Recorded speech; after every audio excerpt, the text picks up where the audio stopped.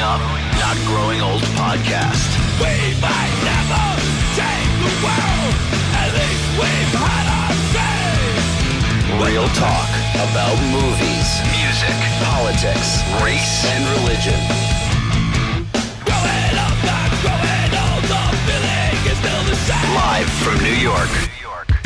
It's the Growing Up, Not Growing Old podcast. I just got back just now. Look at this bad boy. Oh, that thing looks nice. Yeah, man. Little is that? AR-15. Well, it's actually made by Darkstorm out in Oakdale. I know them. Yeah, man. pass This it thing every is day. it's just beautiful. I just got back just now. See I'm that thinking- stock? That stock alone in New York, it makes it illegal. You know So what they stupid. did over there? Yeah, it's just dumb. But you know what they did though? Darkstorm Industries, they made it as a fuck you to everybody, and it's not considered a rifle and it's not considered a pistol. It's considered another.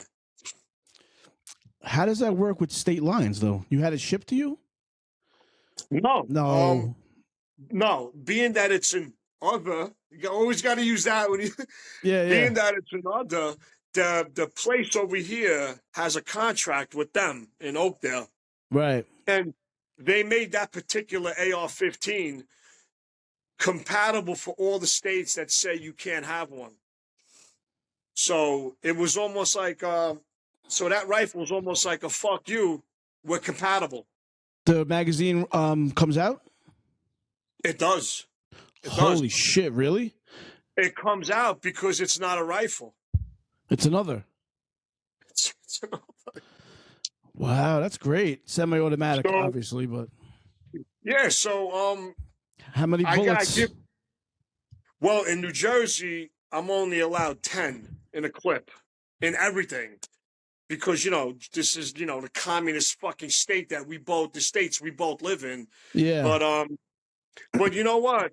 15 minutes over the border that way, 30 round clips, they fucking hand them out like candy.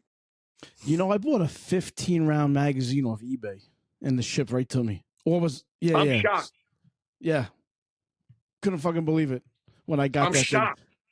Totally shocked at that because I tried that myself just for the hell of it. It's like, let me order some fucking real clips. Because you know how hard it is to have an AR? I also got the AK-47. And you know how hard it is to load a clip with 10 fucking bullets in the fucking thing? Yeah. It's miserable because these are, Yeah. The But 15 that's round the 15 round mag I have when I used to go to the range, I almost didn't use it because of fucking putting the fucking bullets in there. It's very annoying. Yeah. I won't. Yeah, I hear you. Yeah. But That's what they. yeah, That's what they they had do. they had the magazines in New York where you put the bullets in the side of it. It doesn't come out of the gun. Yo, that is the. Yeah, it's so fucking weird because you have to take the rifle, right? Break it open in half, and then put it in, pull it out, and put it back together. It's so stupid. Like, That's how that works? yeah, like you have on the AR, it breaks right here, like bang. I don't want to do it right now because, but anyway, you hit the button, it opens it up. You ever see how they open? No. Yeah, they open up like, and Is this it like whole a double piece comes barrel? out. No, it comes out this way. This piece comes up, and you still got the handle on the bottom, and in there's the clip, and you put it in, push it down, close it back up, and then you could shoot your full clip of 10. It's fucking dumb. Let me That's see it why again. everybody. All right, so let me see something. Hold on, let me see if I can fuck with it right now. All right, so what you do is, wow, I don't have my glasses on at the. I just wanted to see what it looks like. It's really that's a nice weapon. Yeah, it's beautiful, and so that's why Darkstorm came up with the other. Yeah. Fucking That thing beautiful. is so fucking nice. What kind of sight you got on there? This is the Sig Sauer. It's a Romeo and Juliet. So like when Okay. you're far away, I'm sorry, when you're up close, you use the front one, and then when you're far away, you click that over, and then you put the red dot on. And when I tell you, SIG is good shit. So this fucking thing, I send it all the way down the range, and this fucking thing is, you can shoot the whole clip in the eye. It's just dead on, man. You know how to you zeroed it in and all that shit, or you just put it on there? I didn't have to. I turn it on, and I wanted to fuck with it to make sure I'm straight. So I turned it on. I went to the range. I used it as it was, dead on every time. So to me, there's no reason to fuck with it. Yeah, of course. Yeah. Yeah. Why fuck with it? You know. My fucking my Ruger with the iron sights is dead on. That thing is so fucking accurate. I send the shit all the way down, and I take a couple shots. I take my binoculars to look before I bring it back. You know, it's fucking Holy so shit. good. I fucking forgot that you had that thing. I forgot that you had the other one. I forgot what it's called. Ruger fucking something carbine. I don't know. Yeah, you know what? I forgot all about that. I mean, I know you had the Mossberg, which is fucking dope. I never shot that thing yet. To me, when you shoot a shotgun, it's got to have thump. I know a lot of people don't like too much kick. Yeah, whatever. I have two shotguns. I got the Remington 870, of course, because of Bunny, and then I have the Beretta semi-automatic, and I just feed that with the pump, with the 870 pump. You could feed that thing anything, and it eats it all. Bang, bang, bang, no problem. The Beretta, I feed that bitch slugs all day. Bang, bang, bro. And you could just, when you want to really fucking, dude, it's so much fun, bro. Yeah. I mean, when you shoot slug and you shoot buckshot after, it almost feels like the buckshot's a fucking cap gun. And buckshot's tough. But you feed that bad boy slugs, man, boom, boom. Bro, that's what they told me at the that's what they told me at the gun store about because in order to shoot the shotgun indoors, I got to use slugs. So the fucking guy told me. Do? Yeah. Yep. Oh no shit. Yeah. Oh shit, I didn't know that.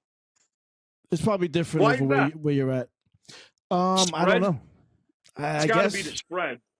I have no idea. Yeah. But when I never went, but I know that when the guy said you need the slugs for the indoor range, but he says, yeah, get ready to hurt. Like it's gonna hurt your shoulder or whatever.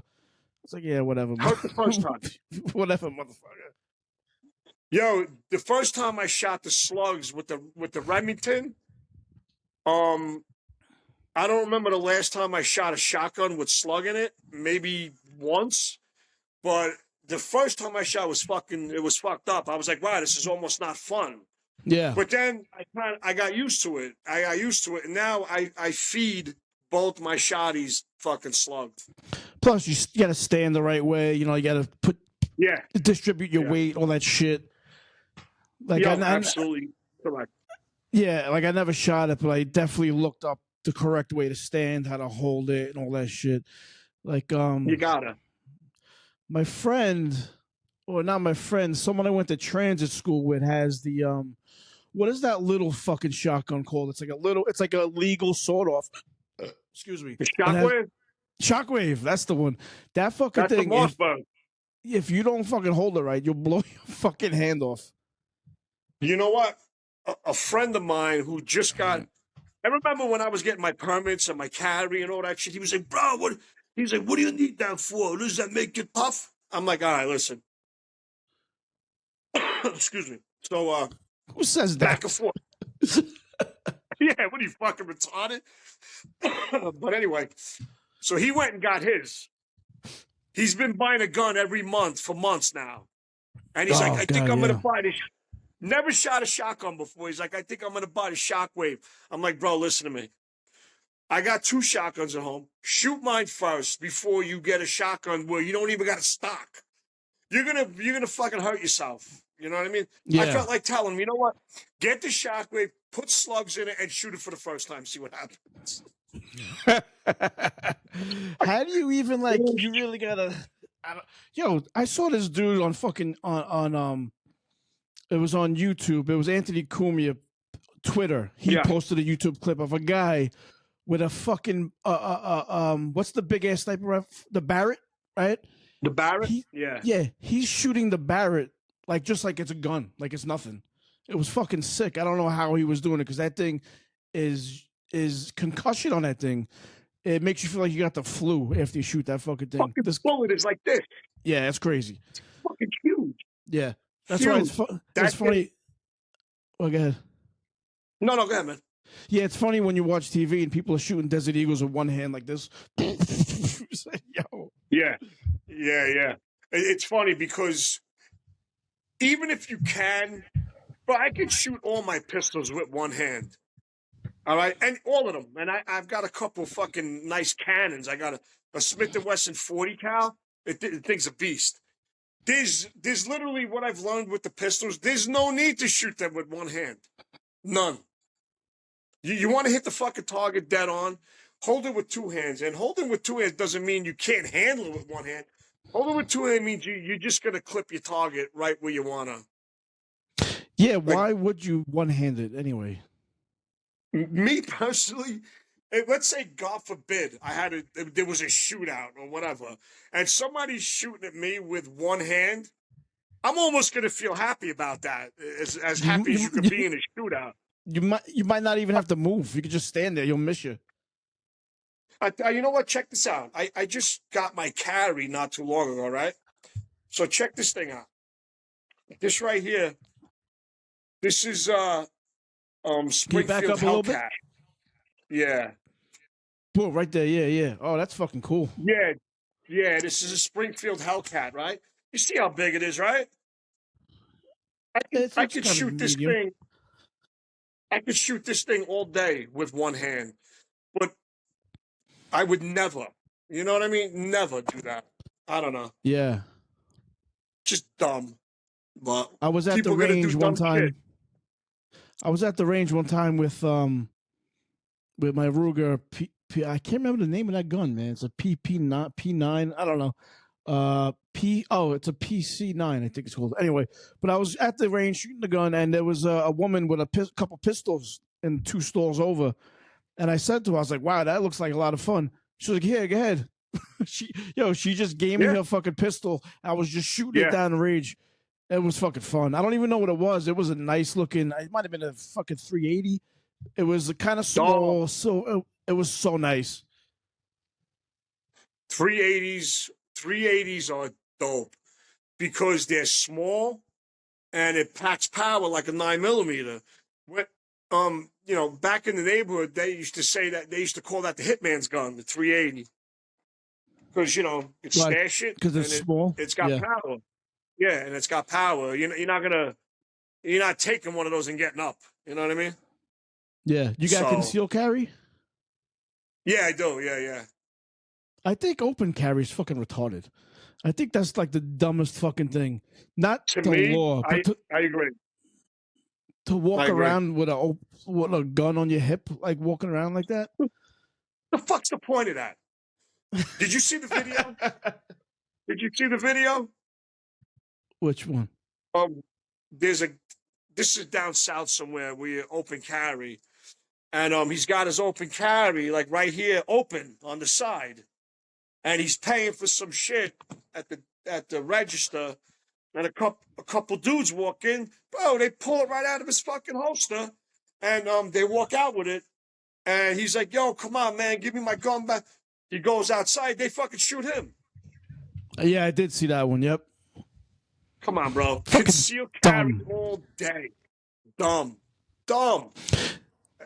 Now, also, if you have a concealed carry and you're going to carry a gun, you really got to swallow your pride and bite your tongue in situations. You don't want to get in any altercations. Like, even if somebody cut you in the line of the supermarket, you got to let it go. Yeah, man. You know what? It's almost like it's a parallel with getting older, too.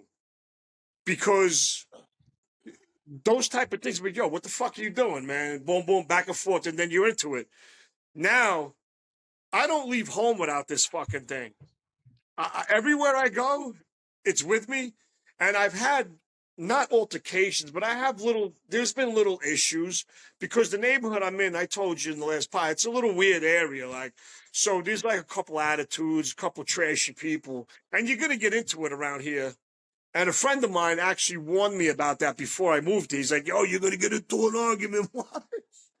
But anyway, like you said, like now I'm just like, I walk away because in the back of my head, I'm thinking to myself, you're lucky that I'm not fucked up.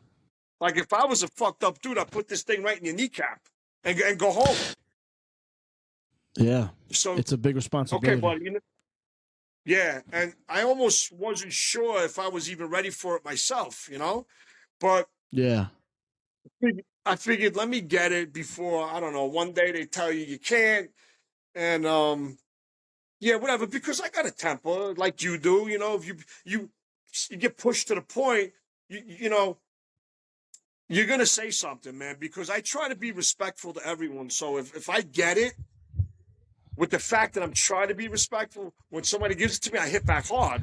But now with this, whatever, buddy, you want to be next? You take it. Yeah, okay, fuck you. All right, have a good day. So it's kind of better in a lot of different ways. So I don't know. It is because it's almost like a deterrent in a couple different fashions. Yeah. I heard this a couple times. It's you don't carry it. I know it might sound corny, but it makes sense. You don't carry it because it's a weapon. You carry it because it's somewhat of a shield. Like it's like a shield for me and my daughter when we're someplace, or me, me and the family when we're somewhere. I got a bubble around me, kind of. You know what I'm saying? Yeah. At first, I was like, "Wow, that's dumb," but that makes total sense. Yeah. A couple of years ago, I guess we can say his name, Mike D, because he's no longer with us. He was gonna get me something. I didn't have the money at the time, of course, and but the whole reason was just in case I'm with the kids, we're in a theater, and some asshole decides he wants to come in with a gun or something. Right. That's the whole reason I wanted to. I would carry it illegally because in that moment it doesn't fucking matter if it's illegal or not. Because nope. You know what I'm saying? Yeah, I wish I would have got that thing, but yeah, I agree 1,000% because before I was legal, I always had something, because to me, I know this is fucking cliche or whatever. Have you heard it a million times? But that I'd rather be judged by 12 than carried by 6. To me, fuck you. That absolutely applies. Because if I had an illegal gun in my house and somebody comes in and my daughter's here, my wife's there, fuck you, bro. You're not hurting one of them that they got to carry that forever. Or, God forbid, you kill somebody. I'd rather handle it and do the time and work it out myself. But the people in charge just don't see it like that. Yeah, there was a story. It's an old story. This family up in Connecticut, there was a home invasion, and they tied up the family. They raped and murdered the women, set them on fire. Oh. I think the father somehow got out of it. But how bad does he wish he had a fucking gun? They They raped, murdered, and burnt him up. If he would have had a, I never even heard. Yeah, it was in Connecticut. You could probably find it easily if you wanted to look it up. It's like a Connecticut home invasion, rape, murder. It was fucking sick, and he didn't have a weapon. I mean, who do you think? Like, what kind of world do people think we live in? It's okay to have a gun in the house, bro. Like, because there's somebody out there who thinks it's totally okay to break the fuck in. Yeah. And you know what? I got my shotgun on the ready, loaded. Yeah. And I already should be. And I already taught the kids about it. I told them about it. This is this goes here, that goes there, blah, blah, blah, because it's all about education.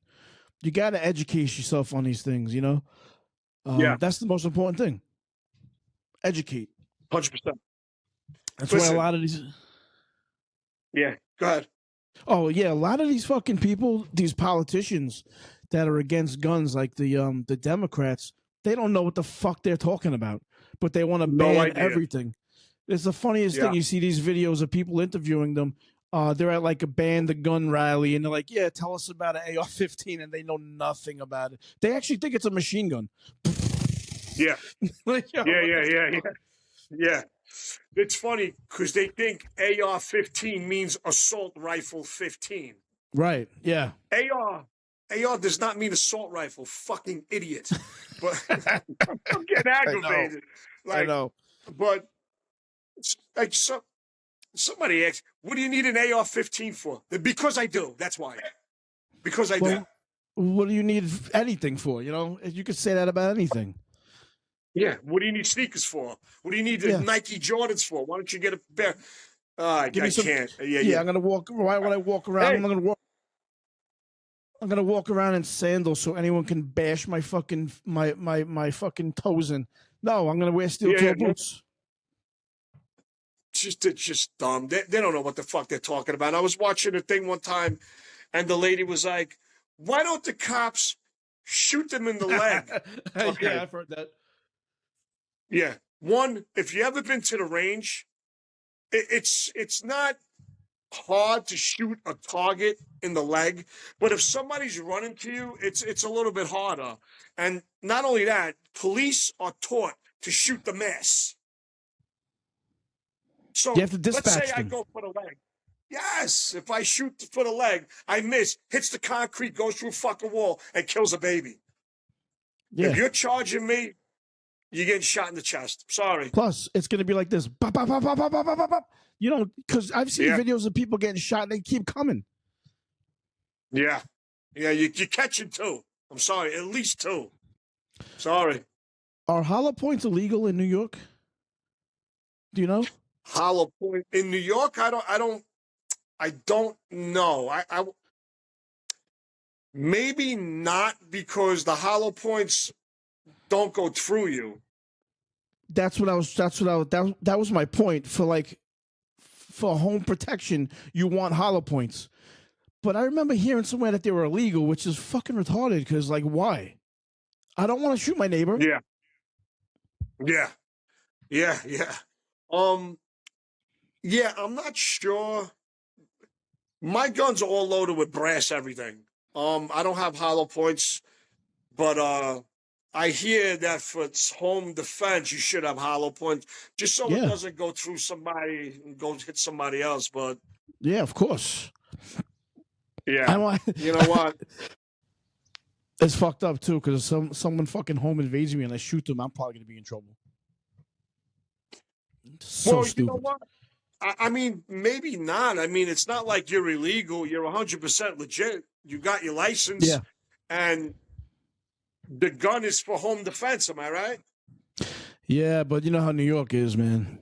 No. Make no mistake. If you shoot somebody coming in your house, you're going to jail that night, 100%.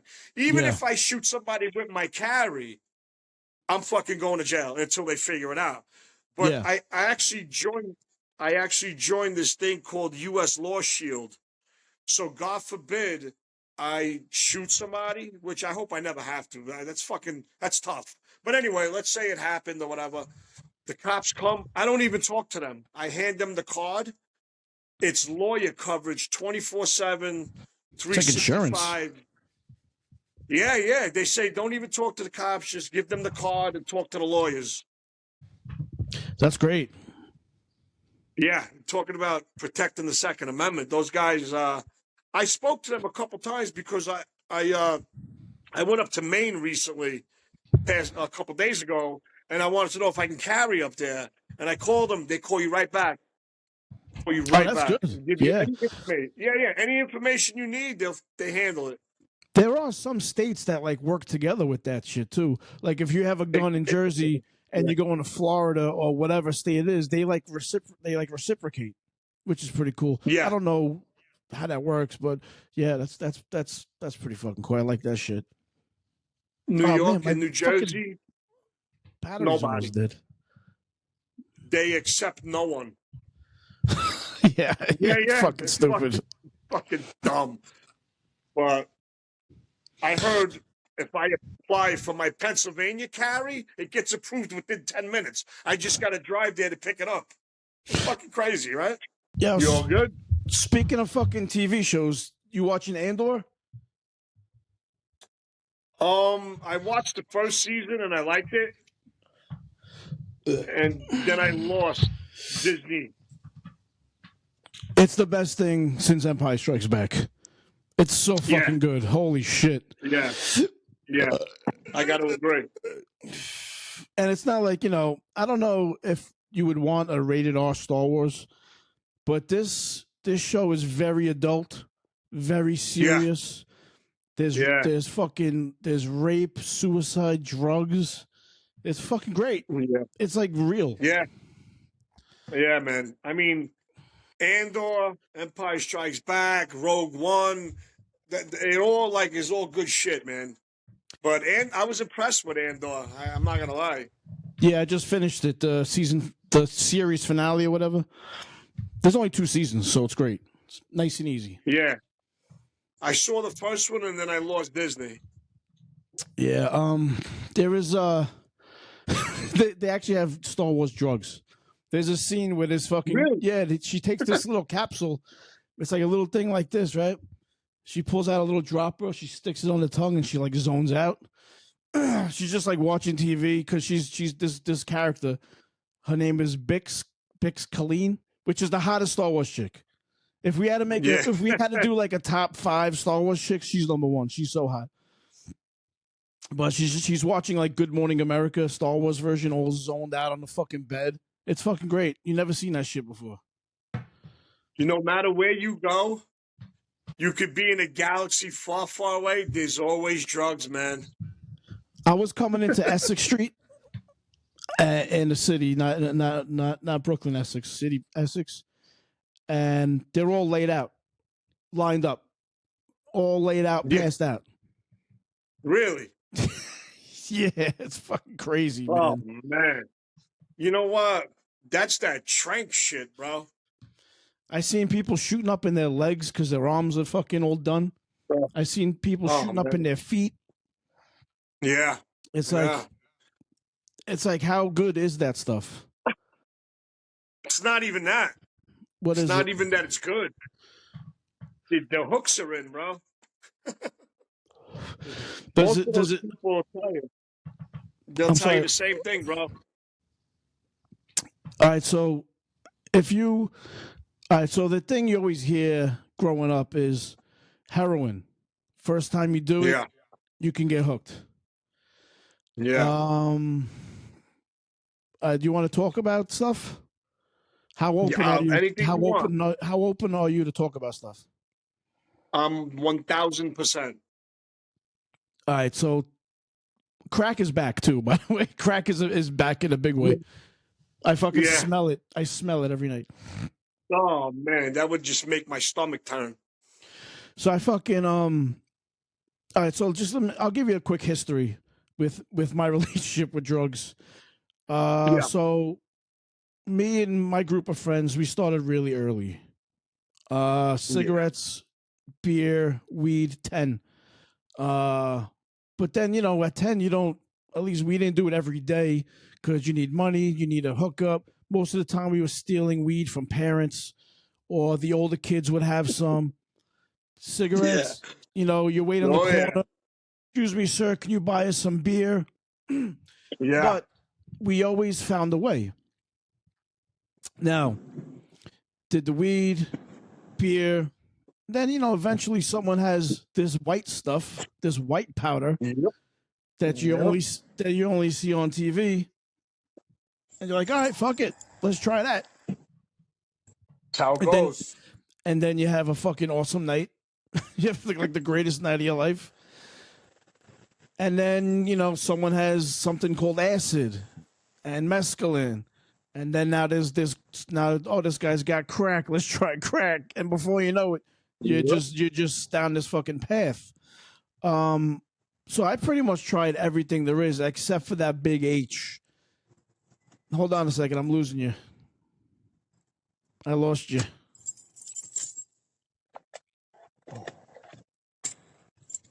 Hold on one second. I think I lost you just now. Hold on. Think I got you back now.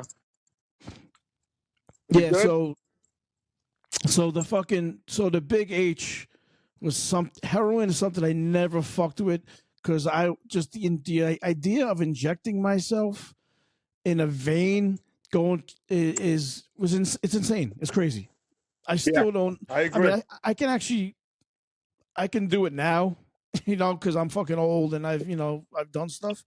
But at 15, imagine at 15 injecting yourself in your vein with heroin, Nah, no way. you know. Yeah. And a lot of my friends were smoking crack, and I never smoked Well, crack. you never did? It was always around, but Yeah. I always had the threat of my stepfather beating me up. So I really was careful about doing things. Plus, Yeah, I get that. we have the knowledge of the addiction of it hooks you. You know, Yeah. I'm very aware of consequences on two different fronts. Dust is another thing. So from like 10 to like I would say like 10 to 24, it was all weed, cigarettes, alcohol, acid, speed, what's that other one? Ecstasy, all that shit for like 14 years straight. Luckily, made it out pretty good. I know a couple people do OD'd. One guy I know, one friend of mine got a hot shot once. Um, Mm. Drunk driving accidents, shit was crazy. But for the most part, I did pretty good. I never fucking did too Yeah. much. I always knew what I was doing. I kind of what do you call that when someone when does drugs, alcohol, but they're functioning? A functioning. Functioning addict? Yeah. So, and then in my 20s, I started getting into the pills and stuff. That's a whole nother thing. Um, so for the most part, I did pretty good with the staying away from addiction and staying away from getting hooked on things and being the threat of being beaten up like a dude as a kid was definitely a good deterrent. Um, Yeah. and you know, seeing a couple of my friends going to rehabs. One of my friends went to rehab. He came back with the best acid ever. I don't even know Yeah. how that happens.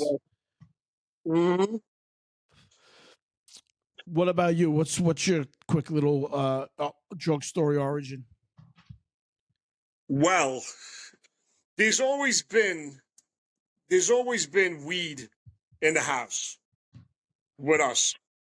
Everybody's Always. house too, even friends' parents. Yeah. Everybody, weed. And for most people it's not a gateway. For me, I didn't think it was neither because everything you just said was the same for me. Um I started late with the pills because I was living on Staten Island, and Staten Island was, well, put it this way, in Long Island we did a lot of shit, a lot. The dust, the acid, the coke, mescaline, all that shit in Long Island. Because in Long Island there was nothing much to do but get in trouble and do drugs and mess with girls. You know what I'm saying? But I think I've always had that addictive thing, and I didn't even know it because I thought I was good, just like everything you said. I never got hooked on anything really. But when I was in Brooklyn, like we said on the last podcast, coke and crack took over the whole neighborhood. Then when I went to Staten Island, pills, it was called Pill Island, then Heroin Island. I was caught up in that. And I never really fucked with it until playing with hockey. I was playing hockey and fucked my shoulder up. And somebody gave me a Xanax. And that's where it started, bro. And people say, is it a disease or it's not? Well, I used to think 100% no, but now that I've been an addict, like a hard addict for fucking a long time, it's got disease characteristics for sure. Like your initial choice is yours, of course. Like when guy on my bench in between fucking shifts, he was like, I was like, man, I just fucked my shoulder up. He goes, well, in between periods, eat this. Fucking. But that goes back to maybe I had that in me already. Fuck it, you know? Trying this, trying that. Why should this be any different? I'm not going to get hooked because I've never been hooked before. I've always had a way to, I'm done with it. Xanax. Next game, Xanax. Then all of a sudden, Percocet. Try this, it was a little better. And then it was fucking Roxaset, the 30s. And then they started getting laced with fentanyl. All of a sudden, I go to work one day, I'm sick as fuck. Don't know what's wrong with me, bro. Sick how? Sniffling, my stomach, all of that shit. Friend comes up to me, who I've known for so many years. He goes, yo, you all right? And I told him, I was like, yeah, man, I'm just sick. He goes, what have you been doing? And I told him, and he goes, here, try this. And that was a Suboxone. So now you got pills, Suboxone, and then all of a sudden I'm hooked. Didn't even know it. Yeah. And pills went from six for $100 to like $30 each. Now I'm doing other shit, which I held off on. I was like, nah, fuck that. I'm never doing dope. No fucking way. I was so sick one day, and the pills started vanishing because Staten Island went from pill island to heroin island. Wait, let me So I just was like, all right, you know, let me just Yeah, jump go in ahead. for 1 second. Okay, so dope in different states means different things. So what is our Yeah. dope? heroin. Heroin. Okay, good. Go ahead. Just want to clarify Well, because in California, dope is meth. Yeah, I never fucked with that myself, but yeah, the heroin. And I'm in the car one day, sick, driving around looking for fucking Roxy's, the 30s, because those things, they're fucking great. I'm sorry. They're so great, I can't do them. Yeah. So driving around, and my friend's making a million fucking calls. Nobody's got them. And this is the transition now from pills to dope on the island. And he's like, I could get dope. I'm like, oh, man. And I'm sick. And when you're sick off that shit, you got the shits, dry heave, your stomach, you got the instant chill. flu. Oh, my God, times 20. You can't Yeah. sit, you can't stand. Never had anxiety before. Started getting it with that. So what was I going to do? Like, I'm not going to stay like this because Fucking you weren't miserable. going to stay. I was like, you know, I'll do a key bump. Boom. All of a sudden, bro, I was like, what the fuck? It came over me like like I was laying on a fucking cloud in the sky. I mean, yeah, and then that was it. Before I know it, a year, 2 years, my mindset changed. Your mindset just changes. All of a sudden, consequences don't mean a fucking thing because it's all about right now. Let me go back though. So when you took that first key bump of the heroin and you were sick, did it relieve all your sicknesses in that one shot? Gone. Just like that. Gone. Like in seconds, gone. So you can Amazing. actually say that like you kind of get yourself into a cycle where now you do it because it feels good or it helps you. Now you do it to not get sick. Yeah. Yeah, you don't get high really anymore. I mean, what happened was too, I got caught up in it went from heroin, they started pushing fentanyl in it. And when that happened, that's when you start really doing weird shit, bro. I used to do the weirdest shit when I was all alone. Like I used to shadow box. It was so Yeah. fucking weird. Like I used to be on the floor stretching, wake up the next day. I couldn't even move because it's so fucking strange. Thank God I got out of it before fentanyl really kicked in. And now the trank is in. I got out of that shit, thank God. But your mind, man. We had this conversation when we were talking the other day about it, consequences and this and that. And I've been well aware of the consequences of the addiction, of being hooked, about people sleeping on the bridges after a year. And I'm not not in reality. I know that can happen to anybody. It could happen to me too. But when you're sick, you need to get right. And you're going to do and say, you'll do and say anything you can to get right. I've beaten drug dealers before. Fucking.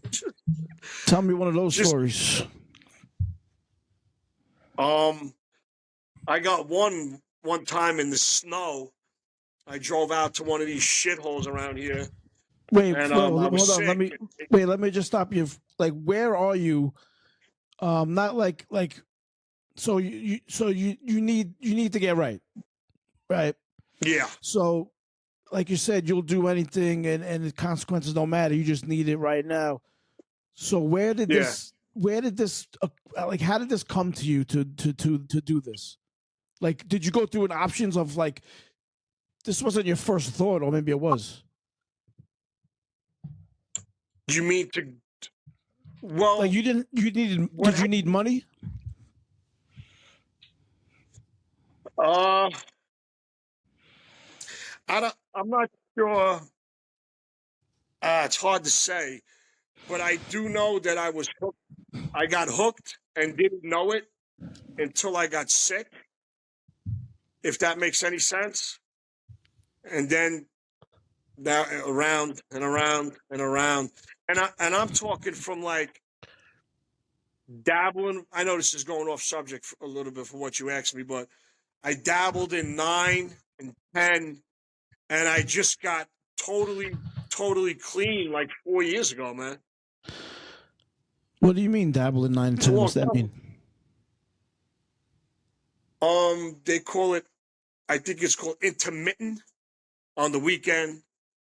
Maybe during the week once, and then this and that. And that in itself, if you find yourself every Wednesday looking to do it, that's where your addiction started. You know, it's funny because it's like, you know what it's like, you know what? Oh, I only do it on the weekends. I'll do Friday night, Saturday night. Then it's like, you know what? Sunday's still technically the weekend, so I'm going to do it Sunday night. And, you know, Monday I got to go back to work. So let me just do this on Monday because I gotta go back to work. And you know what? Thursday I did good at work, so let me celebrate myself. So I'll do some on Thursday. Now you're doing it Thursday, Friday, Saturday, Sunday, Monday. Before you know it, it's every fucking day. And now if you don't have, now that becomes life. Now it's like life now. Yeah. And then it's like one day you're sick, and you're like, oh shit, I'm sick, and you're like, you go through the checklist. It's like, wait a minute, I'm sick because I didn't do it. I guess I can't go to work. It's fucked up. Yep. Okay, what you just said summed it up perfectly. Perfect. Right. You make your own excuses. Yeah, you just said it fucking perfect. Friday night party time. Oh, look, I got a couple more. I'm not going to be ready for work on Monday. I got a couple more for work. Now you're going 5 days, 6 days, 7 days. A good time. You feel good. My thing is this, and I've said this a million times. You have your good time. You do your drugs, but the devil comes to collect in the end. And when he comes fucking hard, and he wants payback, and he gets it. Yeah. He gets it. And like before you know it, the only time you can go to work is when you have it. It's it's fucked up. But okay, let's get back. Okay, go ahead. And after that, not only you can't go to work without having it, you can't do anything without having it. Yeah, it's like life, up, man. Yeah, it becomes life. It is. So think about it. 9 and 10. That whole time I was dabbling, and then I was hooked for years. And there's a time of denial. I'm not hooked. I'm just gonna kick for 5 days. Yeah, nah. Yeah, I don't give a fuck what anyone says. It's fucked up. You start making excuses. You fucking telling people I can't go. People, you don't answer your cell phone. You make appointments. You don't keep them. You don't think you're hurting nobody. Meanwhile, you're fucking everybody. Yeah, it's fucking rough, man. Your mind does not think straight. Okay, so you're looking to get right. It's snowing, right? It's a snowy day. You're looking to get right. And so where's your mind going now? You got to get this thing now. Yeah, yeah. And I don't mean it's snowing like a half an inch. I mean it's snowing like fucking 8 inches. But anybody normal, you stay home and drive off the fucking road, even if you're straight. But in my mind, I could give two fucks if I was driving trying to drive across the ocean. I had to go. Had no money. Set up the meeting. Drive to Keensburg in the snow. How far? Okay. How far was that? In the snow, it takes forever, but on a normal run, maybe 20 minutes. Okay. So, all right. I drive over there. The guy comes out. I got no money. And does he know you? Whatever. He puts it on. Huh? Does he know you? Yeah. Okay. Puts his arm in the car. I grab it. Step on the fucking gas. But, idiot, it's snowing. So my wheels are turning. And I'm not going anywhere. Oh, my God. And he's trying to hit me. He's trying to hit me, man. Driver and side I'm or passenger side? Driver. Okay. Yeah. So that was one of them. Wait, no, Eventually, I need to hear the yeah. Go ahead. I need to hear the what happened. Eventually, you drive. You're not going anywhere. Yeah. And he's swinging on me.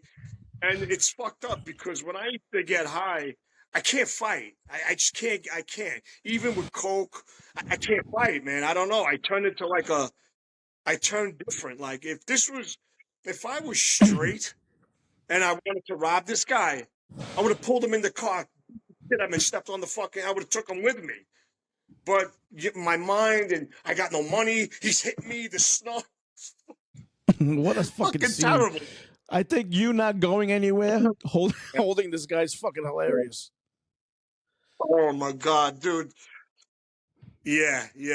But that was one of them. But in my mind, like, I had to do this. This is what I had to do. Like, you justify this fucking. But what happened though? What's the rest of the story? I took off. I got my shit. You let go of him. Turned my phone off, and that's it. Really, what are they gonna do? Like, what did you get from him? I got just like whatever was in his hand. Whatever was in his hand, yeah. So, but that's just some of the dumb shit. Running my credit, taking cash advances on the credit card, fucking just dumb shit. Like, oh my God. But now you can't go back to him though. Yeah, no. But again, man, whatever. Yeah. Oh God, I'm thinking about it now, and I'm like, what the fuck is wrong with you, man? Yeah, because if you were kind of thinking straight, you could have robbed him for his money too. But yeah, and you just wanted to get that little something. If I was thinking straight, I wouldn't have been on drugs. What about Newark? Everything. What's that? You've been in Jersey for a while. Do you still say Newark or do you say Nork? I don't know. I gotta go to Newark. Newark, because they say Nork over there. Yo, that place is fucking gangster. So when you went to Newark for what? What happened in Newark? No, nothing happened in Newark. But when you go there to grab it, it's fucking gangster. Oh my God. Everybody's fucking. It's a typical ghetto, man. It's just like anywhere else. But Newark is pretty fucking bad. I've been to a lot of ghettos in Brooklyn and Queens and Long Island and different places. Newark is up there with the rest of that shit, man. Maybe right there, man. It's pretty bad. You used to cop in Newark? I tried not to, but I have, yeah. And I got to tell you, they're about business. I mean, they're about business. I mean, you can get robbed, of course, but sure. They're about business, really. Yeah. They do their thing, let me ask you this: as an outsider looking in, how do you know where to go to get what you got to get? Because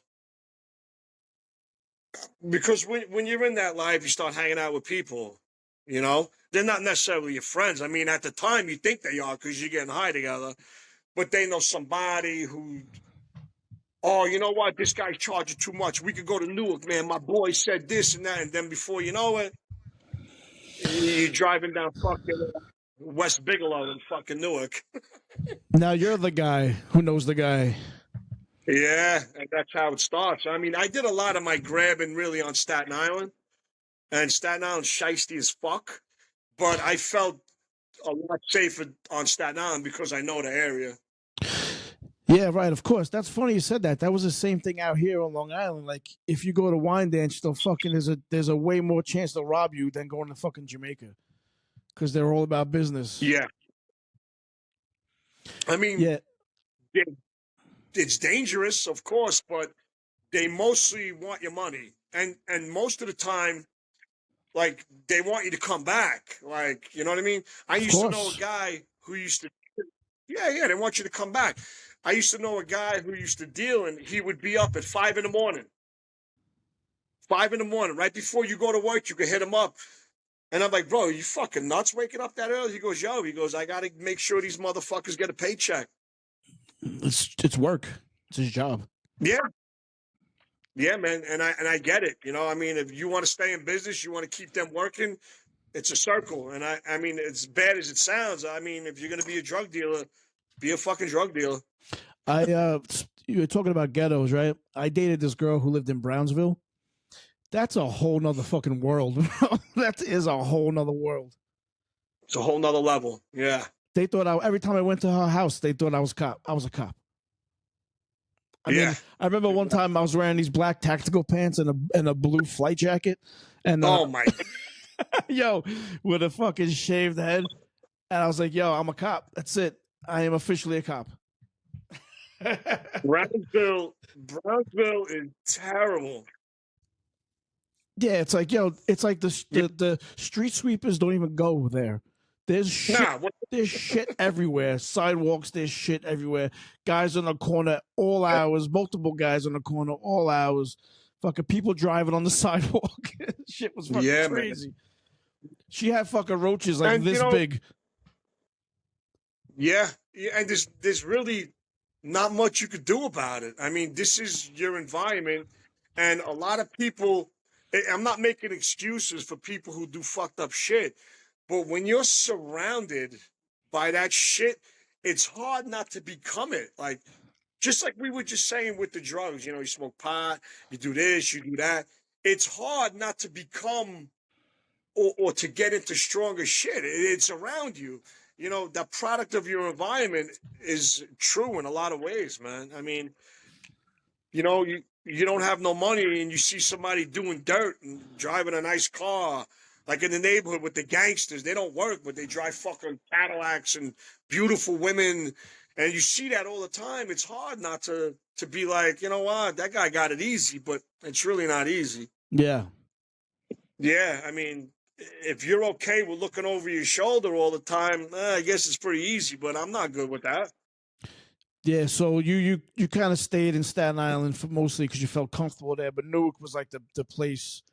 I guess you go there if you can't get on Staten Island, right? You go to Newark. That was the spot. Well, Newark, what they would do in Newark is Staten Island would charge you like $80 for a bundle, or they would charge $30 a pill if you were getting pills.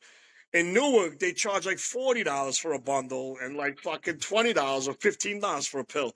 So to go to Newark, as shitty as it is and bad as it is, you're getting more for your money over there. But yeah.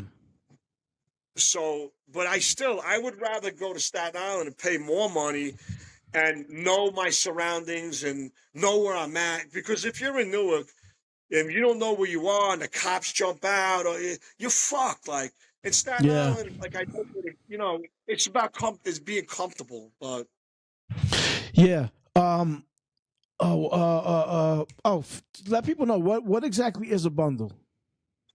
It's like 10 bags. What kind of bag? Like dime Oh, bag? it's like a little bag, like a little $10 bag of dope. It's called. Yeah. They bundle it like in a little bundle. Yeah. It's fucking. So there's a lot of talk about like black tar heroin and fucking brown heroin, white heroin. What I mean, like, give me some education here. That stuff, to be honest with you, I don't know shit about that because that's all like, as far as I know, like the black tar and shit. Now you're talking about mainlining. I've never done that before. I've never done that. I tell you what, the works. I might get addicted on just the works, like the whole ritual of it. You know what I'm Oh my saying? god. It's it's kind of weird to say that, but like a lot of the times with coke, the ritual of getting it and breaking it and cutting it is almost as fun as doing it. 100%. Dude, sometimes the ritual will actually make you forget that you're gonna get sick when this is over. Like there's a certain like euphoria you get while you're cooking crack or you're chopping lines or Yeah, you're opening up your fucking paper with your little straw. You got your stuff like, but yeah. the main lining, I just couldn't. No matter how sick I was, I could never do something like that. I A good friend of mine, we drove to Queens one time to get some shit. I think it was called Zombie or some shit. Yeah. But on the way back, he shot in the car and he missed his vein and his whole fucking arm blew up and he was like fucking drooling. I was like, Oh fuck. man. I was like, fuck all that. And Where did it go? Into his muscle or something? That's weird, man. I don't, yeah, I don't know. I mean, he stayed by my house a couple times, and when you're all fucking high and shit, you don't pay attention. Like I walk in my bathroom, there's a needle in my bathroom. I'm like, oh my god. I'm Yeah. like, no more. Yeah, I was like, nah. I wanted to stick it in his fucking eye. Like, you know what I'm saying? So let me ask you this. Let's say you're doing heroin, not because you're sick, just because you're doing heroin, you want to get high. What does it feel like? Hey, I'm sorry, I lost you. Cut out on me. What is what? So if you're doing heroin, you're snorting heroin. You're not doing it because you're sick. You just want to get high. What does it feel like when you do heroin? What is the high? Uh, 1,000% relaxed with no problem in the fucking world. Nothing hurts. Nothing matters. It's like you're fucking free. Oh God, I'm not trying to glorify, man. Like The truth is the you truth. just, yeah, it's the hard truth, man. It's like you're free, but you you get that in the beginning. Later on, it doesn't. To me, it didn't exist anymore. It was just not thick. Yeah, right. That's the cycle. That's that crazy cycle. Is there euphoria involved? When like every time you do it, there's a little bit, yeah, but it also goes quicker.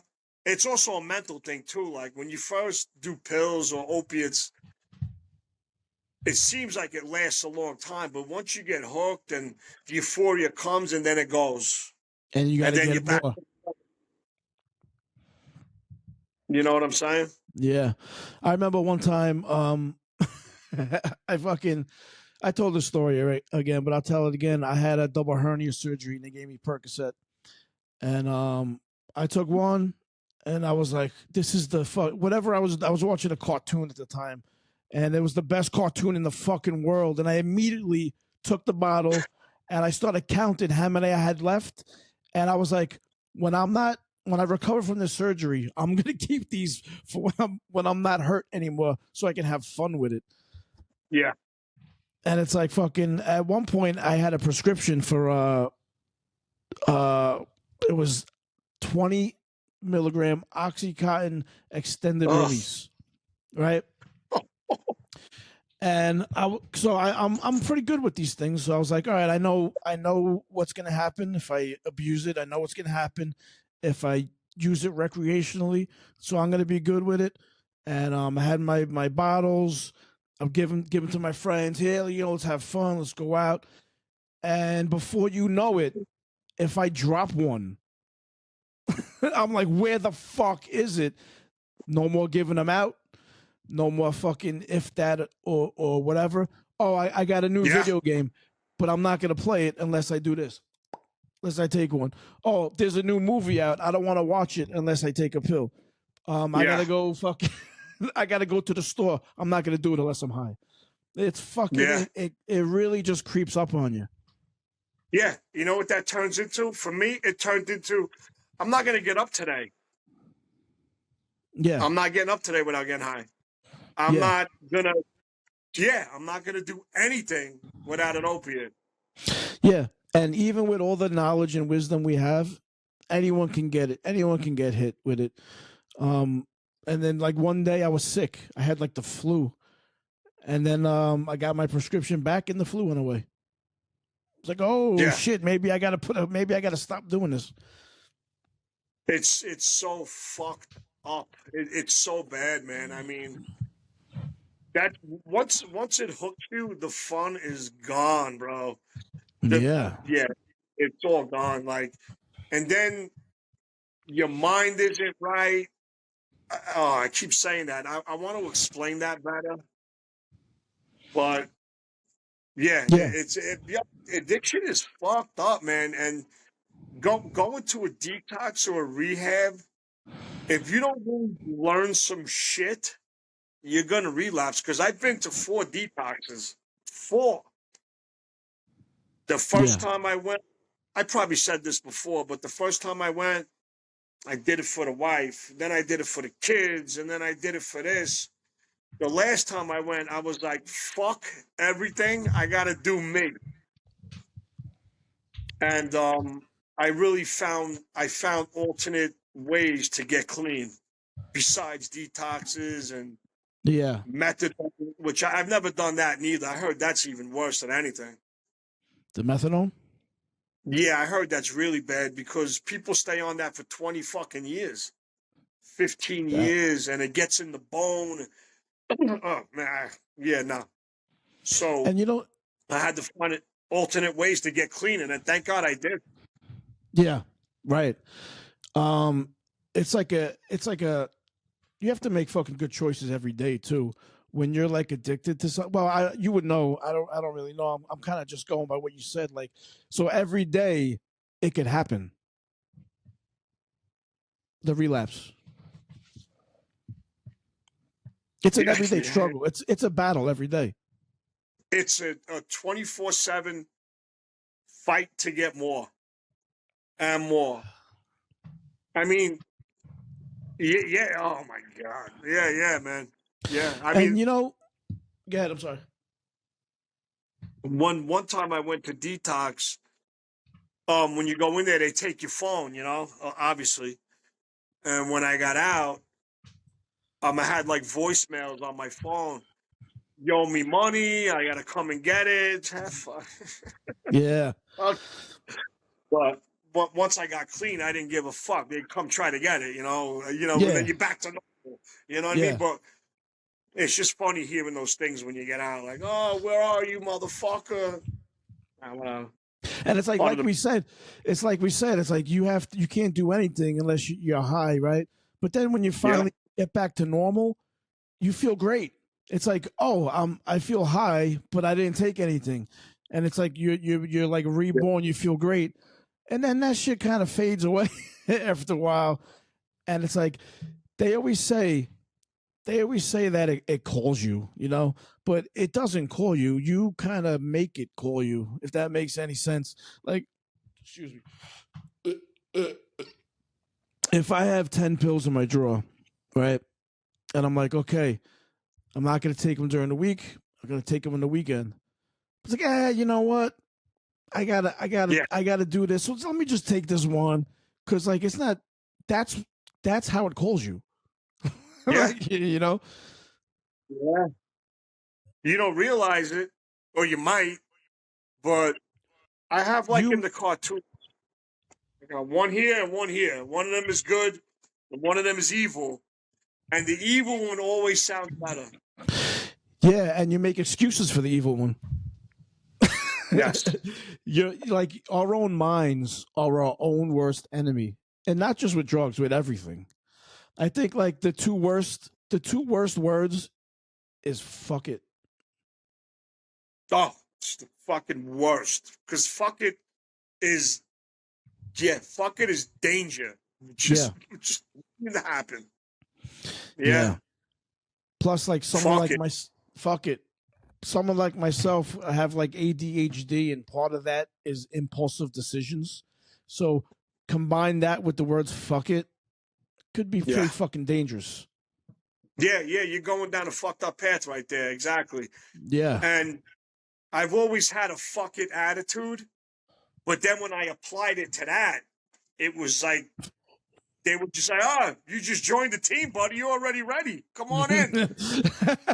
Yeah. Like, Yeah. when they saw me, they were like, oh, this guy's got that fucking attitude already. Hook, pull in. E- All of a e- sudden, there you go, 24/7 fight. And there's a thing that they say, jails, what is it? Jails, death, and institutions. Bro, that's so fucking true. The only way you're gonna get clean, listen, there are people who get clean on their own and whatever. And I was one of them, thank God. I mean, not on my own, but I found an alternate route instead of jails, institutions, and death. Because most people can't do it on their own. You know what I'm saying? Most people Yeah. gotta die. A friend of mine was shooting heroin for years, went to jail. That woke him up.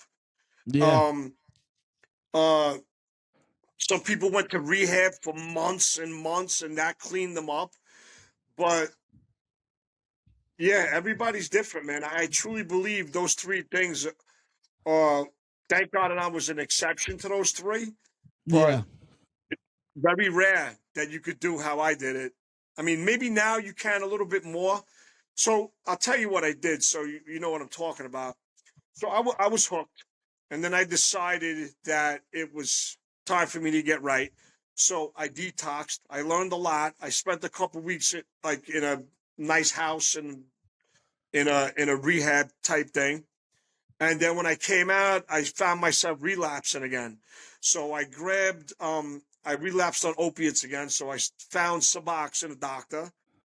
Um, was taking the Suboxone, but then I got caught up in the Suboxone opiate circle, which is you do the opiates until you run out. When you feel sick, take a Suboxone. Now you're in a whole nother fucking thing. And Wow. I was really getting sick of it. Going through a divorce, going through fucking COVID, going through this, going through that. I hated my job.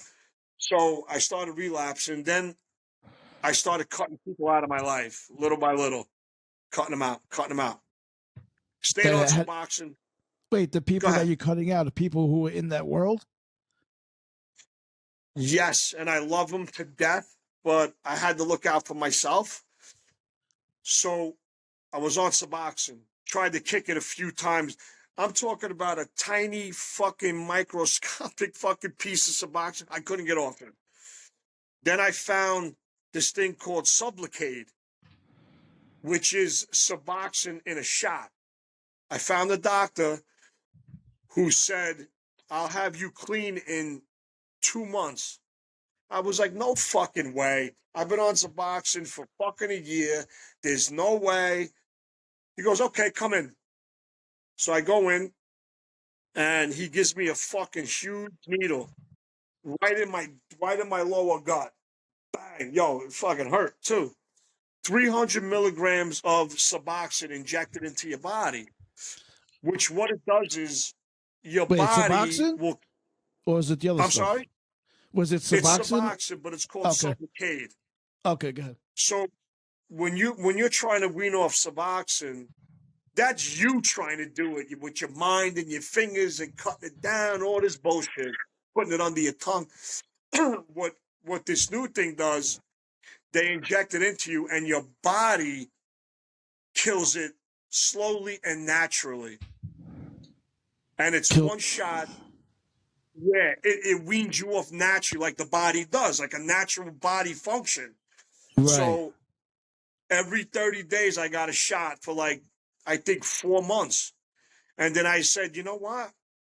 I think in the 3rd month or the 4th month, I waited like a week after my shot date to see if I felt anything. And I felt nothing. So on my last shot appointment, I decided not to go back.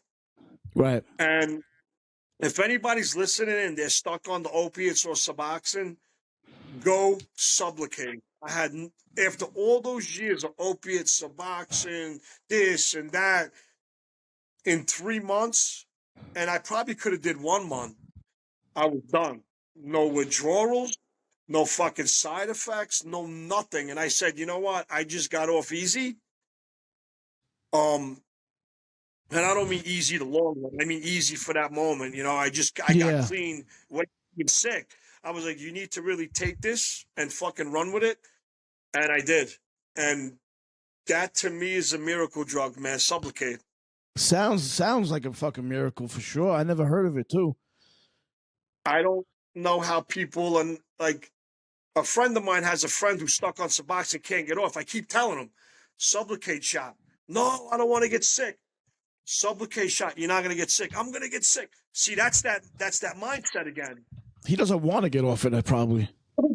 It could be that too, but you also have a mindset where, I mean, because I was stuck in this for years. I'm never going to be right again. I'm never going to be normal. I'm always going to be an addict. And that's where other shit comes in.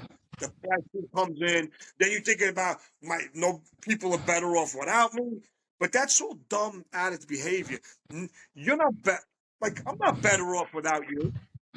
Mommy's not better off without me. I'm not better off without, you know what I'm saying? But that's your mind. I mean, your receptors get filled with fucking opiate, and then when you stop, they're empty. Your fucking body just goes into an uproar. I'm talking, bro. I don't cry, really. Like when I was withdrawn, fucking everybody. What the fuck? Yeah. Like, Yeah. you know, my daughter doesn't love me, like a fucking bitch. But that's part of it. Everything is just crossed up and cockeyed and haywire. Yeah. It's fucking. It's insanity. It's fucking nuts. crazy. Yeah, man. I couldn't even answer the phone. So in the position you're at right now in life, if someone said to you, "Hey, can you go get me a couple pills?" Would that like set you off, or you're good? You could be okay with that. You could like now. You mean like cause a relapse type thing? Yeah. Are you in a space now where you can be like, yeah, sure, and it'll be like nothing? Like right now, I've had my friends came over with beers. I've had a beer in my fridge for like 2 fucking years, and I haven't even looked at it. I haven't even looked at it. You know what I'm saying? Because I haven't drank in 11 years. But in that first year, maybe I would have. You know what I'm saying? Yeah. So I'm at a point now where having a beer in my fridge is no fucking big deal.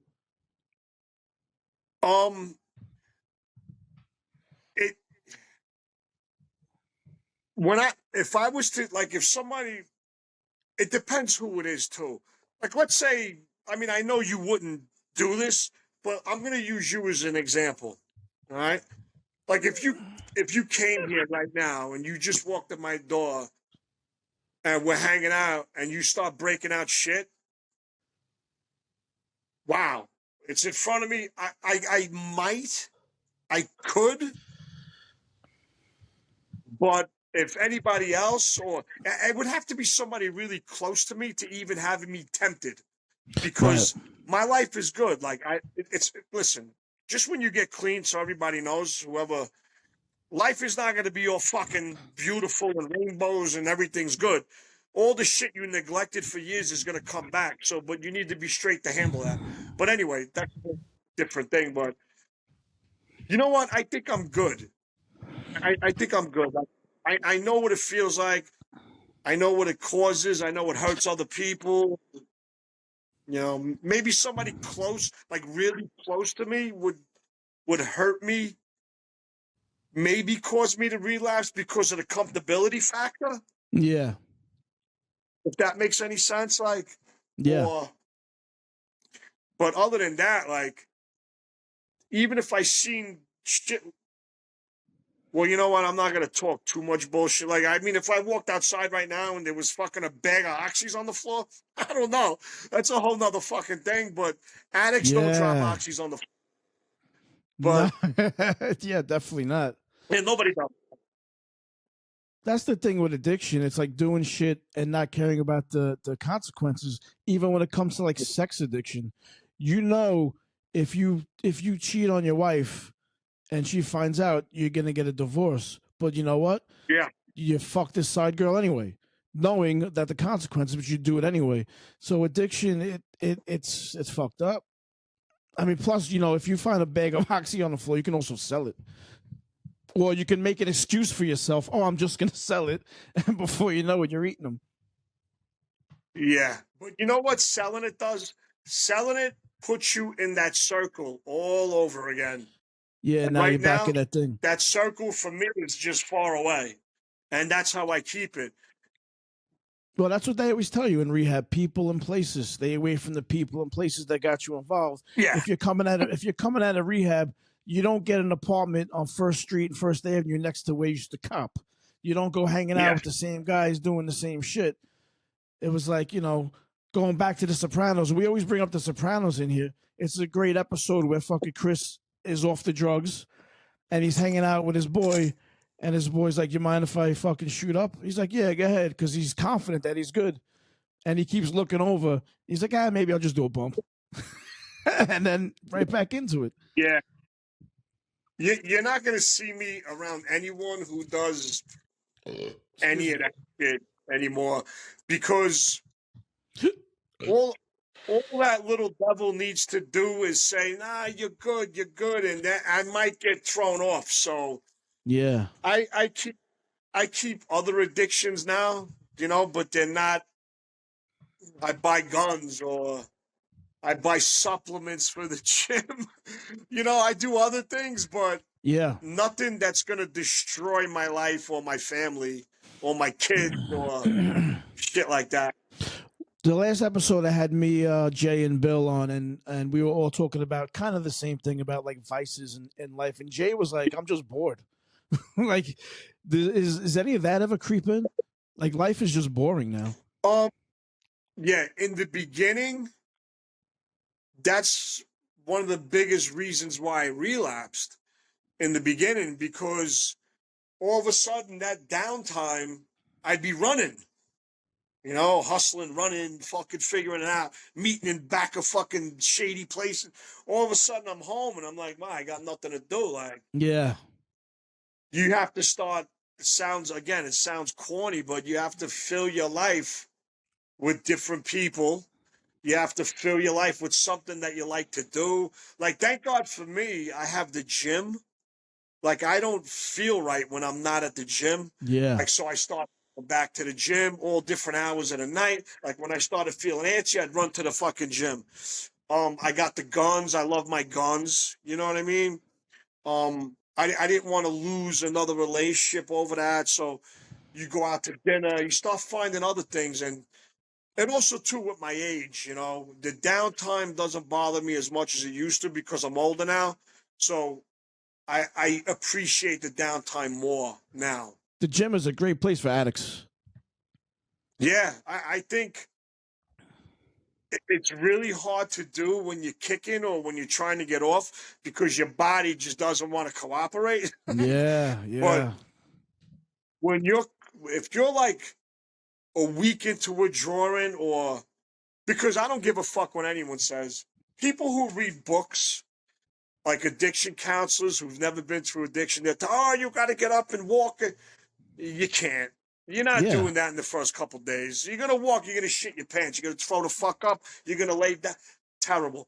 But if Yeah. you're a week in, a week and a half in, you have to get up. You got to drink a lot of water because you have to eat. You're not going to want to eat. You're not going to want to drink. You're not going to want to get up. I remember there were times I didn't even want to get up and take a fucking piss. You just can't move. It's fucking crazy. Yeah. And I see people shitting all over New York when I'm at work. Those are Yeah. people who didn't get their hit, right? Those are the people who like haven't had their shit for a couple days because everything you get binded up, and then when you don't get it, you just shit. It doesn't even. You know what? It'd be better if it bind it up on you. What happens is it loose every your muscle. I Yeah. was driving. I was I was sick one time and I was in Jersey and nobody was returning your calls, which is that's a fucking whole nother nightmare of withdrawals is when nobody's calling back or whatever. So I get a call back.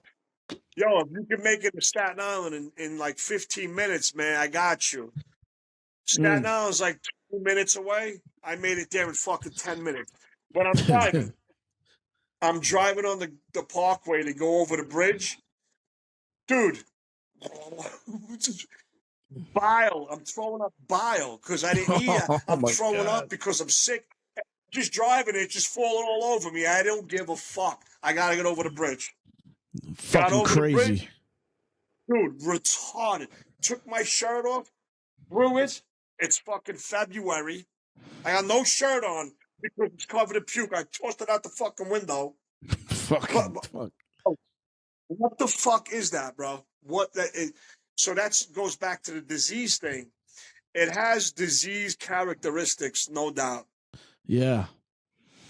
Wow, it's fucking Yeah. insanity. It's fucking insane. I'm happy where you're at now, though. Do you think smoking cigarettes helps? What's that? Do you think smoking helps? Cigarettes?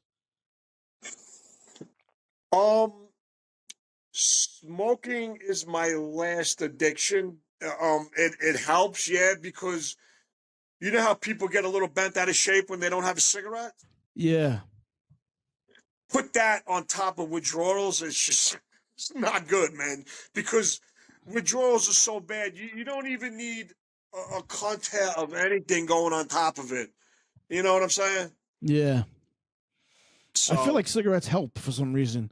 It's almost like it like it's one of the vices that it's almost like taking a place of something. It's weird. I feel like cigarettes helps. That's why so many fucking addicts are smokers. I feel like I don't know. yeah, Just a theory. because it's almost like we're drinking. You know, with drinking comes smoking. With drugs comes smoking. With drugs and alcohol, smoking's fucking linked, man.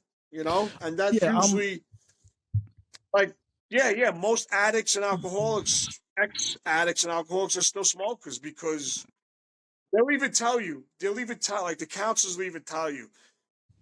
There's a few people that went into these detox. They want to get off drugs. They want to have cigarettes. I want everything off. Even the counselor, like, you listen, one thing at a time. yeah, right. Beat one bite at a time. Yeah. Because that little bit of bullshit cigarette withdrawal on top of full-blown opiate withdrawal, it's just not going to help you. Take it easy. Smoke the cigarette. At least eliminate that one awkward feeling if you can. You know what I mean? Yeah. I understand. I'm like as of right now, I'm drinking a non-alcoholic beer and I'm smoking a fucking vape. And it's just something to do. I'm doing something without doing something. Yeah, exactly. That's actually perfectly said. But in your mind, it's being done, I guess, you know? Yeah. Yeah. So I want to thank you for sharing, all that stuff. Yeah, man. Anytime. A lot of anytime. people, a lot of people wouldn't really be so open and honest about the things they went through, especially when it comes to addiction and being vulnerable and stuff. So thanks for sharing that. I really appreciate it. Yeah, man. Anytime. Listen, I am who I am. I did what I did.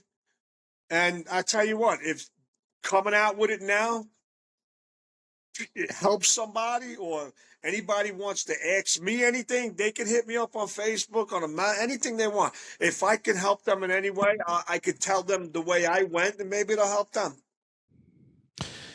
Do you do like I've been, it's been 5 years, like do you do like celebrate it or anything, or it's just you just live life?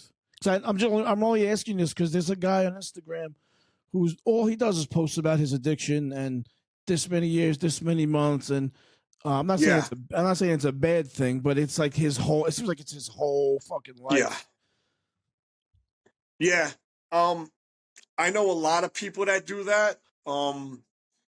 Another thing I've learned, which I kind of knew before this, but I learned how to hear it better, is different strokes for different folks, man.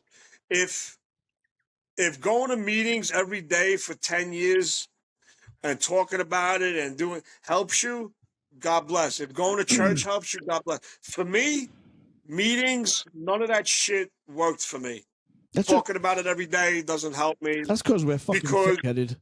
Us Russos are very well, yeah, thick-headed. that's part of it. Yeah. You know what though? I'll tell you what. That stubbornness that we both have helps me in some ways, and it helped me with the addiction part because they were pushing it. You got to do this. You got to do that. And I don't care who you are.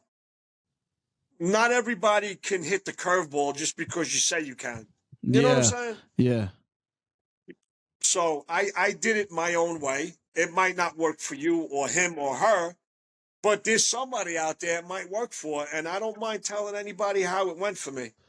Right. I stayed the fuck away from the meetings, from the people. From everybody. Fuck you. I don't want to. I don't want to remember because then you're gonna forget. There's no fucking way you Nah. forget. You're not forgetting that. No. It's yeah. It's engraved. You're not forgetting nothing. So I don't need help with that. Believe me, I have a lot of memories of shit that I can't change, and it's fucked up. But I did it my way. It was different, maybe very unorthodox to some. But you know what? I've got years clean. I'm good. And you know what? If the cult people don't like it, I don't fucking need you. Fuck him. That's it. Fuck him. Yeah, that's it. Fuck them, man. You know? All right, so yeah, all right, let's wrap it up, man. Thanks, Ann. I really, especially it was last short notice, so I really appreciate you jumping on. Actually, didn't Yeah, have man. a show this week, so this works out pretty perfect. I'm gonna just post it as soon as I can post it. Do you want to let people know where they can reach out to you or anything? Oh, wait a minute. Do you want to talk about the band real quick? Oh, we go back to the studio on Sunday. Who does? A Breed Apart. Yeah, man. We'll be back in Sunday. I got my friend Marty on drums. I got my boy Manny, our boy Manny, playing bass. Big And, shout out to Manny. Yeah, big shout out to Manny. Big shout out to Chris the Riff. Chris Manning is fucking OG a Breed Apart. He will be fucking riffing a Breed Apart. And we're going back Sunday, and we have a show in August already. We got a show. Fucking beautiful, man. What's the outlook in the studio? Like, what are you just gonna do your thing? Just hardcore? Yeah, buddy.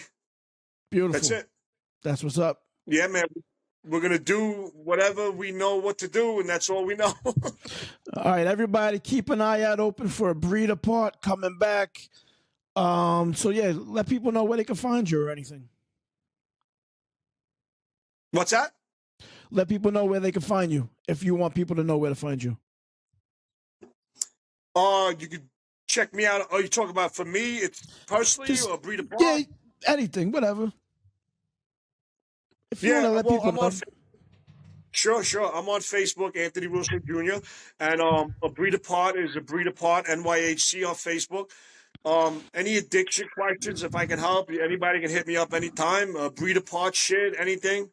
And I hope to see you guys soon, man. I'm looking forward to it.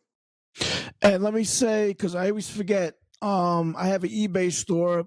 Go do a search on eBay for Gungo Mike, GUNGO MIKE, and I'm not gonna mention my social media because I don't really do social media. I mean, if you want to, check out the audio version, I'm on Apple, Spotify, YouTube. You know, Growing Up, Not Growing Old podcast. Thanks, Ann. I really appreciate you.